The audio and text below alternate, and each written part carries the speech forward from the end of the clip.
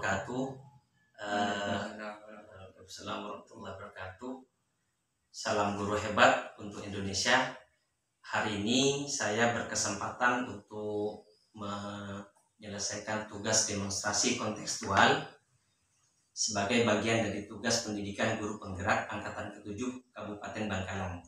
Dalam kesempatan ini, saya Muhammad Rofi, calon guru penggerak angkatan ke-7 Kabupaten Bangkalan, berkesempatan untuk mewawancarai Bapak Ahmad Junaidi STMPD selaku Kepala UPTD SMP Negeri 1 Kokok, instansi tempat saya bertugas.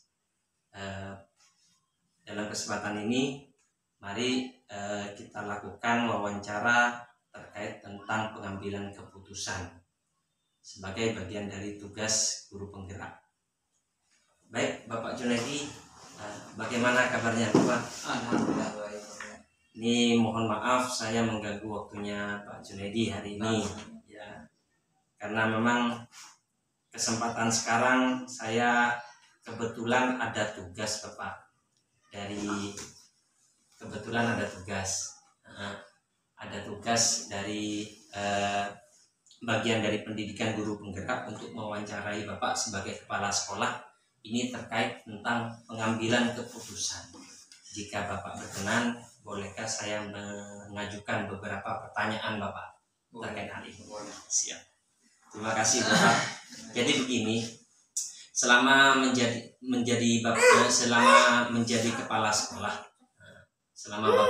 kepala sekolah, adakah satu permasalahan yang Bapak hadapi yang menimbulkan dilema Bapak untuk penyelesaiannya? Jika ada, kalau diperkenankan, bolehkah Bapak bercerita tentang masalah tersebut? Terima kasih Pak Rofi. Jika Bapak menanyakan apakah ada masalah yang berhubungan dengan dilema kita mengambil keputusan, itu insya Allah banyak. Oh iya, insya Allah banyak, karena kita sebagai kepala sekolah, kita sebagai pengambil keputusan, ketika dihadapkan dengan permasalahan yang berhubungan dengan dilema, kita harus sangat hati-hati. Insya Allah banyak masalah-masalah tersebut. Kita mau dikatakan dilema ketika kita mengambil keputusan, kita tidak mau mengambil keputusan berpihak kepada salah satu. Benar. Makanya kita ada di tengah. Dan permasalahan-permasalahan yang ada di sekolah ini sering ada, sangat bahkan banyak. Misalkan salah satunya saya ceritakan sedikit. Iya Bapak. Di sekolah itu beragam, banyak. Di sini ada 32 tenaga pendidik. Ada 32. Mereka memiliki perbedaan pemikiran. Biasanya ini terjadi ketika permasalahan ini terjadi, maka ada kasus-kasus kecil. Salah satunya misalkan program. Setiap guru punya program Kepanitiaan. Program di mana program tersebut kami sebagai pengambil keputusan harus memilih sesuai dengan skala prioritas mana yang harus kita dahulukan. Mereka mempunyai tujuan yang sama, itu untuk kebaikan sekolah. Hanya saja sekolah juga mempunyai skala prioritas. Skala prioritas mana yang didahulukan.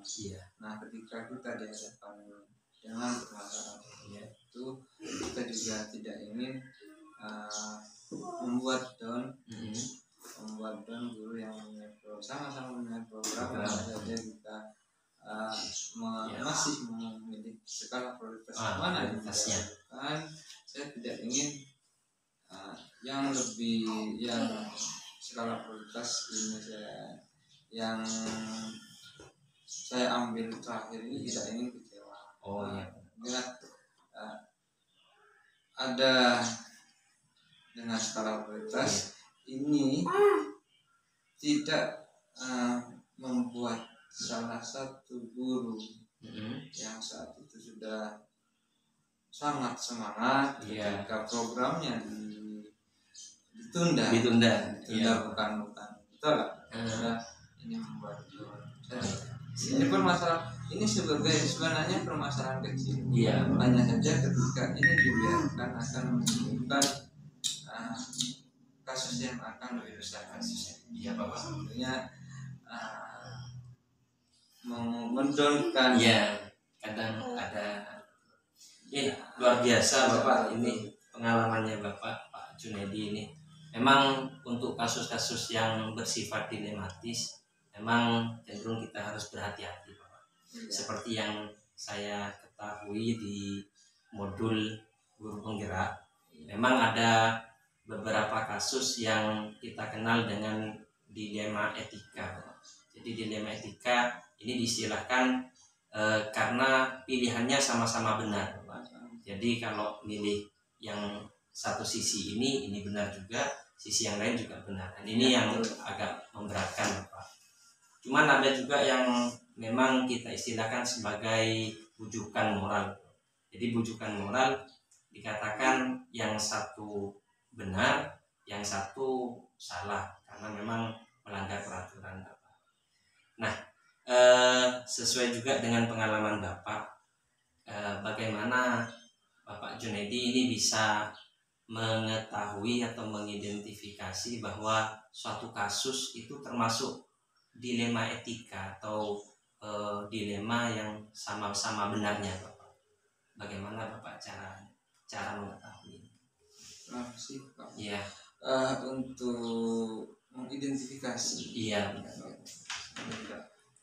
langsung ini adalah dilema dipelajari tugas ini adalah bujukan moral itu perlu data benar data informasi benar dari pihak informasi itu harus saya terima dan saya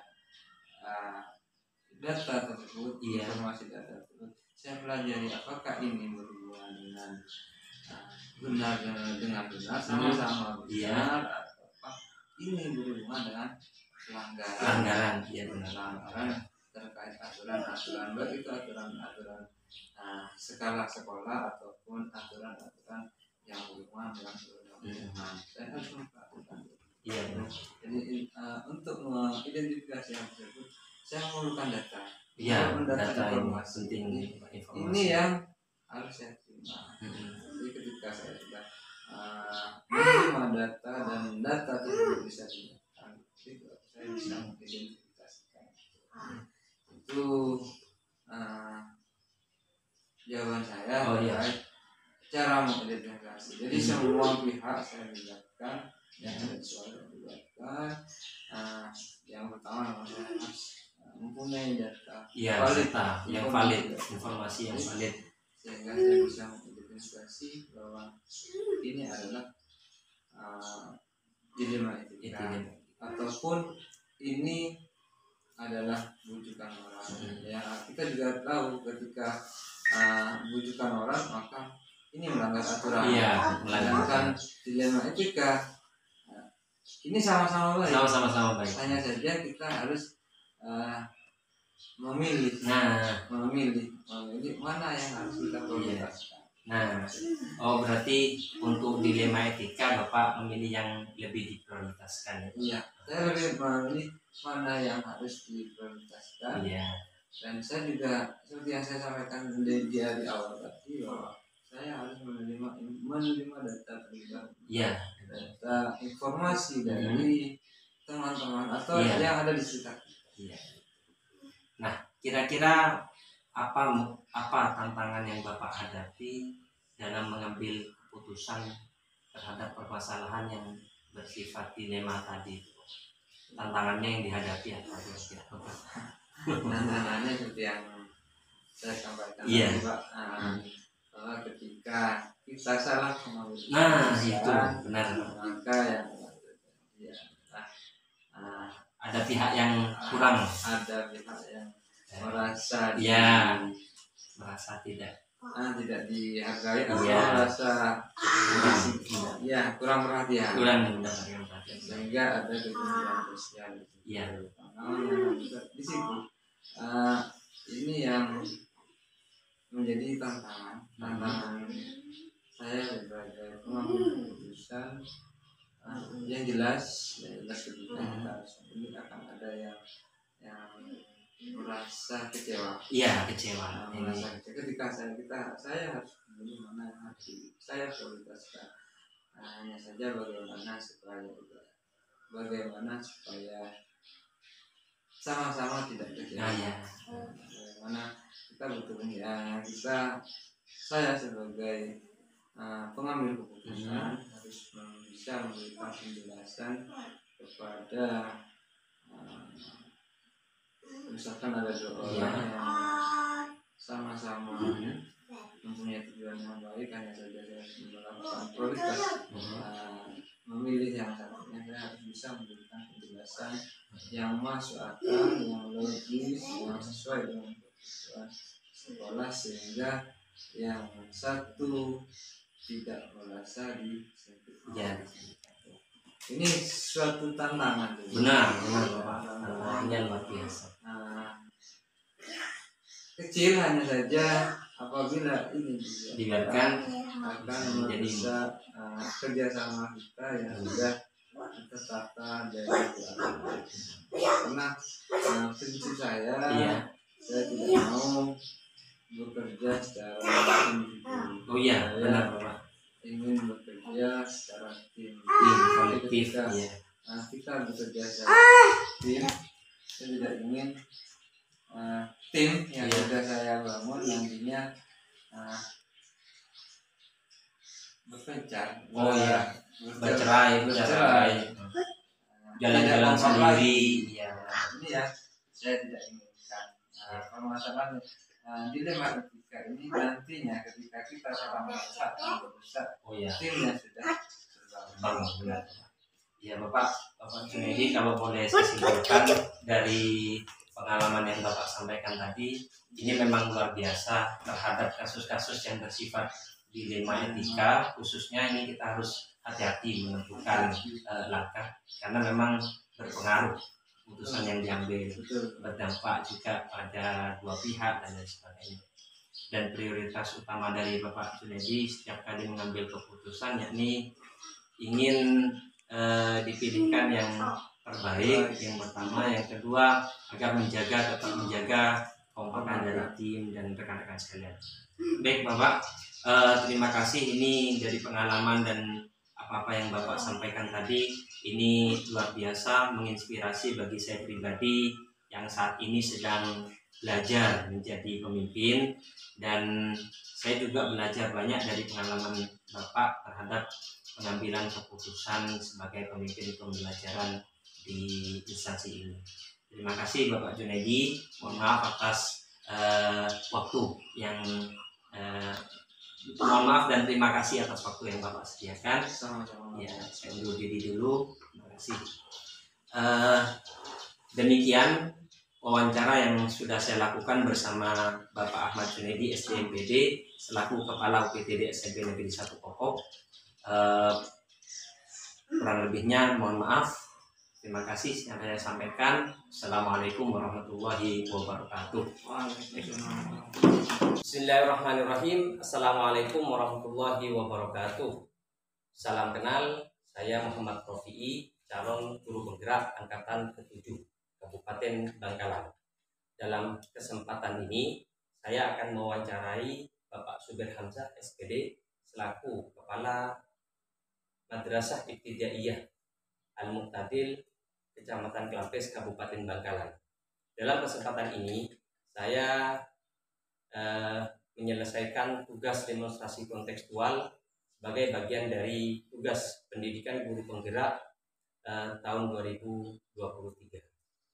Mari kita saksikan bersama pelaksanaan kegiatan ini.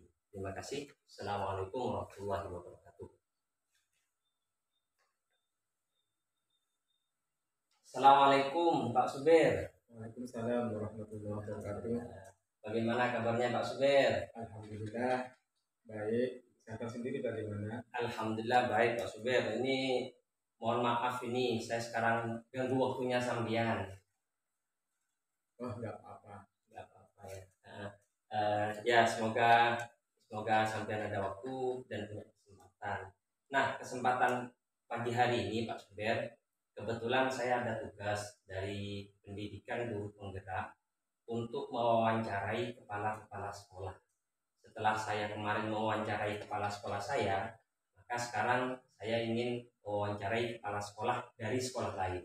Nah, kebetulan yang saya ingin mewawancarai yakni Bapak Kepala MI, Madrasah Ibtidaiyah Al-Mu'tadil, yang mana merupakan madrasah ibtidaiyah terbaik menurut saya di Klampes, bahkan juga diperhitungkan di Kabupaten Bangkalan dengan segudang prestasi yang didapatkan.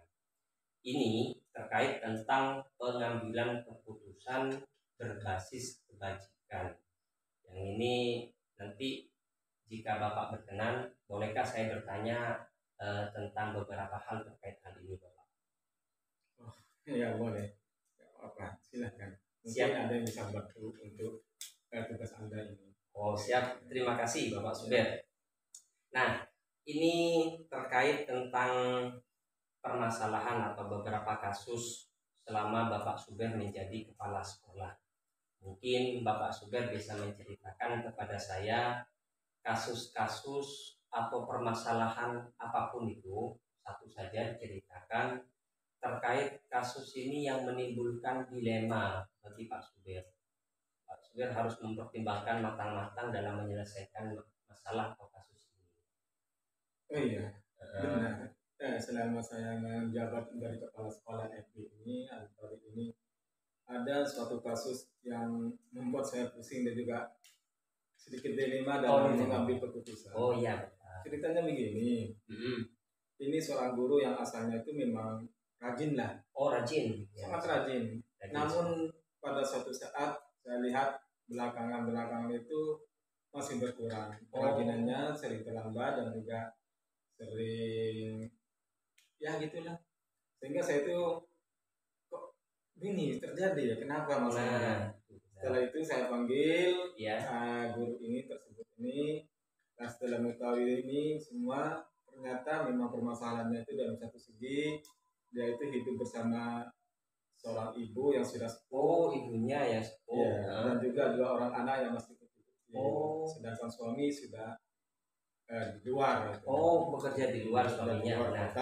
Sehingga ketika berangkat sekolah mungkin masih mengurus orang tuanya dan juga sehingga sering terlambat. Oh, paham. Sehingga saya itu juga menjadi pusing lah. Gimana? Dalam satu segi ini di sekolah, demi ketertiban sekolah dan juga kedisiplinan sekolah, namun di segi lain, guru ini harus hormat kepada sang ibu. Iya, sang ibu, ya benar. Oleh karena itu saya juga bingung dalam menghadapi keputusan ini. Wah, luar biasa. Ini sangat dilematis memang Bapak. Kasus yang Pak Suber ceritakan tadi ini sangat dilema. Bagi seorang pemimpin ini juga dilematis sekali. Nah, begini Bapak Suber, sesuai dengan apa yang saya pelajari di modul guru penggerak, bahwa memang ada dua jenis kasus atau masalah yang dihadapi bagi seorang pemimpin di sekolah khususnya. Pertama ini yang disebut dengan dilema etika.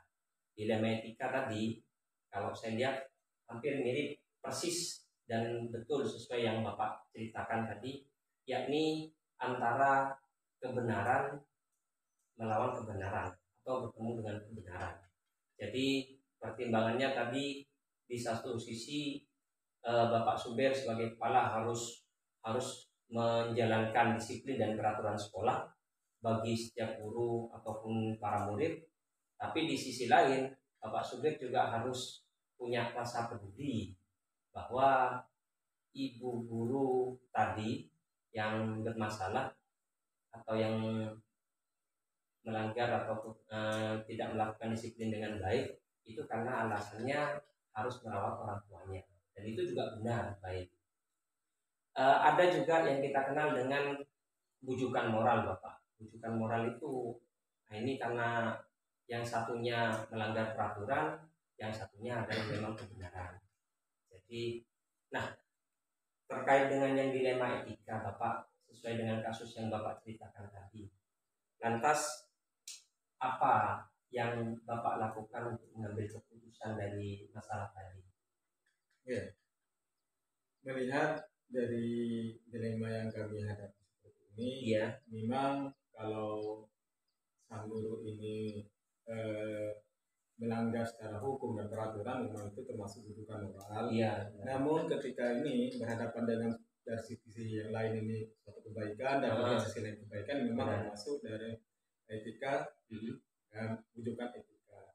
Yang saya ambil itu keputusannya adalah kita memanggil yang bersangkutan, menanyakan dan juga mengkonfirmasi keadaan yang sebenarnya. Setelah itu kita juga kumpul dengan semua elemen yang berkepentingan di sekolah ini agar ketika kita mengambil keputusan itu tidak sepihak, tidak merugikan sekolah dan juga tidak merugikan sang guru.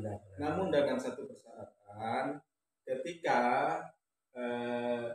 sang guru merawat ibunya dengan baik, itu silahkan kami memberi rukhsah atau sebagai keringanan untuk sedikit melonggarkan waktu untuk guru tersebut. Namun ketika sekolah benar-benar membutuhkannya tenaga beliau, maka kami minta agar guru ini benar-benar standby di sekolah seperti itu.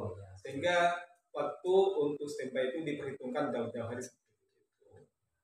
Ya, mungkin seperti itu yang luar biasa ini Bapak, pengambilan keputusannya menurut saya itu sangat bijak dan luar biasa, melibatkan semua pihak, identifikasi masalah secara luas dan lain sebagainya, dan ini baik Bapak. Lantas kami ingin tahu juga Bapak, mungkin selama mengambil keputusan Bapak sering menghadapi tantangan-tantangan, khususnya untuk mengambil keputusan yang berkaitan dengan hal-hal yang dilematis yang seperti tadi Bapak.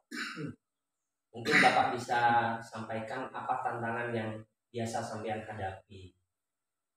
Tentunya setiap masalah itu ada tantangannya, dan juga yang menarik juga perlu kita hadapi.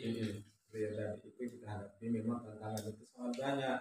Namun kita tidak bisa mengambil keputusan sepihak. Namun kita melihat semua masalah itu dari berbagai pandang sudut, atau dari segala aspek.